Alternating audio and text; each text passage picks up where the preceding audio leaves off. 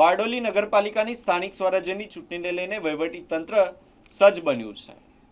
સમગ્ર ચૂંટણી પ્રક્રિયા પારદર્શક અને સુચારુ રીતે યોજાય તે માટે વહીવટી તંત્ર દ્વારા તમામ તૈયારીઓ પૂર્ણ કરવામાં આવી છે। બારડોલી નગરપાલિકાની ચૂંટણી માટે ઈવીએમ મશીનોની ચકાસણી પૂર્ણ કર્યા બાદ નિયમ મુજબ સીલ કરવાની કામગીરી હાથ ધરાઈ હતી। ચૂંટણી અધિકારી જિજ્ઞા પરમારની ઉપસ્થિતિમાં તમામ મશીનોને સીલ કરી કડક સુરક્ષા વચ્ચે સ્ટ્રોંગ રૂમમાં ખસેડવામાં આવ્યા છે।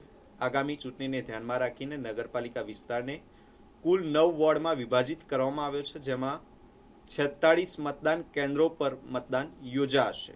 26 એપ્રિલે સવારે 7 વાગ્યાથી સાંજે 6 વાગ્યા સુધી મતદાન યોજાનાર છે, જેને લઈને વહીવટી તંત્ર દ્વારા તમામ જરૂરી વ્યવસ્થાઓ સુનિશ્ચિત કરવામાં આવી છે।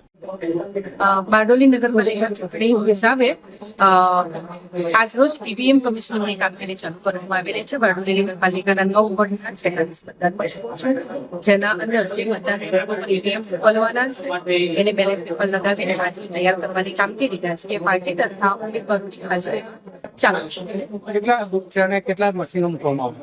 46 મિનિટ વૈકલ્પિક રીતે કયા કેટલા મશીનો? એમાં અમુક 10% પ્રમાણે જે રિઝર્વની જોગવાઈ છે એ પ્રમાણે